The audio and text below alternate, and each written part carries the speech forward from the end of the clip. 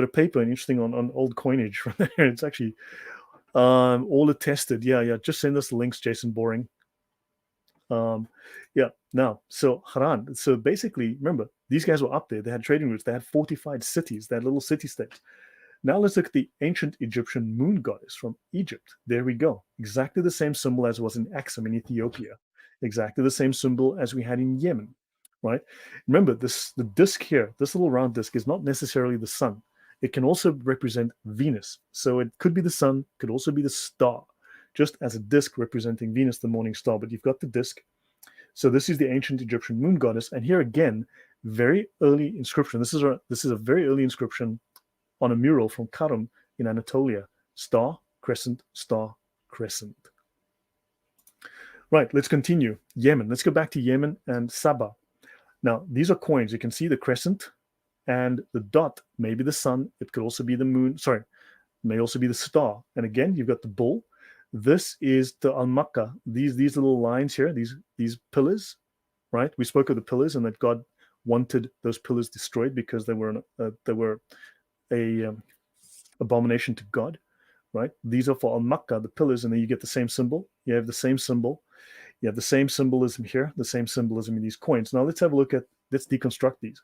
So this is the Venus moon couplet. So this is the star moon. It's not the sun moon, it's the star moon. This is the symbol to Al-Makkah, the moon god.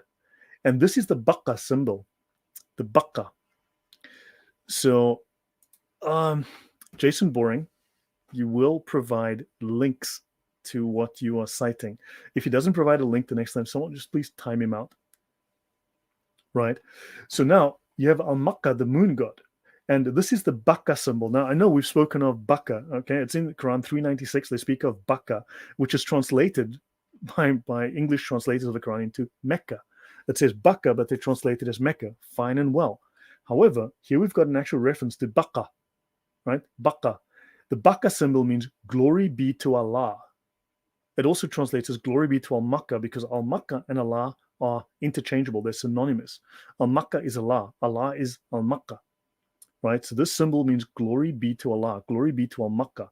And this is the symbol of Venus, right? And this is the Awam temple, the symbolism dedicated to Al-Makkah. So the Baqqa symbol meant glory be to Allah. And by the way, is Mel out here? Okay, cheers, Mel. Thanks for dropping in.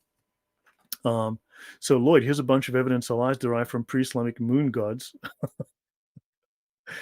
Jason, here's some random words found in inscriptions. I know. Thank you, Thaddeus. I know we have to wonder about this. People can't put links in the live stream. Okay.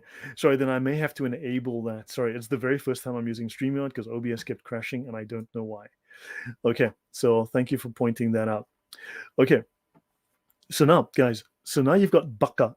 I've been to the Bekaa Valley, okay, in the Lebanon. I've been to Lebanon multiple times. I did some work there for the Air Force. Long story. I can tell you lots of fun stories about my life, but not today. And not live on YouTube anyway. But Baqqa, okay, I've been to the Bekaa Valley. That was a fascinating experience. I've been a few times, been like 3 times, spent some time there. So notice now, what we do find is that these early Sabaean, these Yemeni coins, okay, these Yemeni coins actually were based on Athenian coinage. These guys were trading directly and probably traveling to Greece, right, to Athens. And they had a strong interest in the Mediterranean world. They had a very powerful connection with all of the known world at the time. But as they grew more powerful, they eventually wanted to establish their own identity and they started minting their own coins. They did a very poor job at first, from what I've seen, but they got better with time. Now, notice here, this is the same region. This is Yemen. Notice the letters S-I-N. This coin has sin directly stamped on the coin. Okay, directly stamped on the coin, the god Sin in Mecca. Well, to the god, Al-Makkah, Allah, Al-Makkah.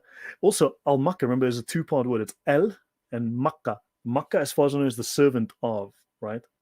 The creature of, the creature of, the possession of, or the servant of El, Allah, right? Sin on this coin, Sin right here on this coin. So the god Sin is named on this Yemeni coin.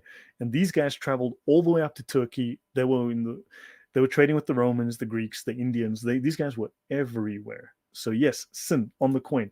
So understand, sin was not just in Haran. Sin was in Mecca, next to Mecca, north of Mecca, south of Mecca, west of Mecca, okay, inside Mecca, okay. Sin was everywhere. The whole of Arabia worshipped sin. Okay, the sign of sin, the spear, and the horned god again. You've got the moon crescent, okay, and the spear, because he's, as far as I believe this is because he's a war god. Here you've got this Turkish guy stepping on the cross and holding the crescent moon. Okay, and in this drawing, there's some history which I don't have time to get into because I never looked into it.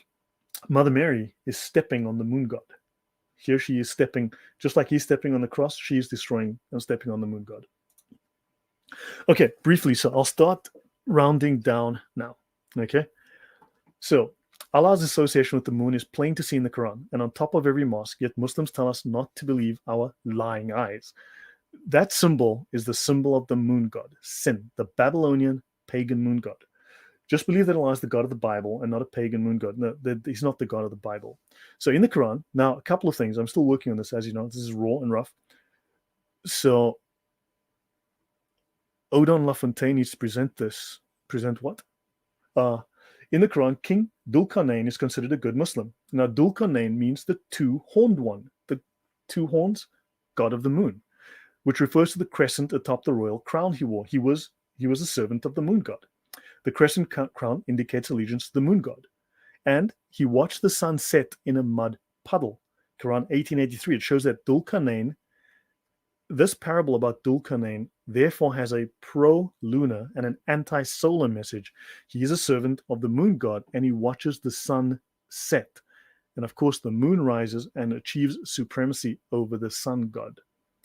Now, also, the Quran complains that they found the Queen of Sheba and her people prostrating to the sun instead of to Allah, implying the moon.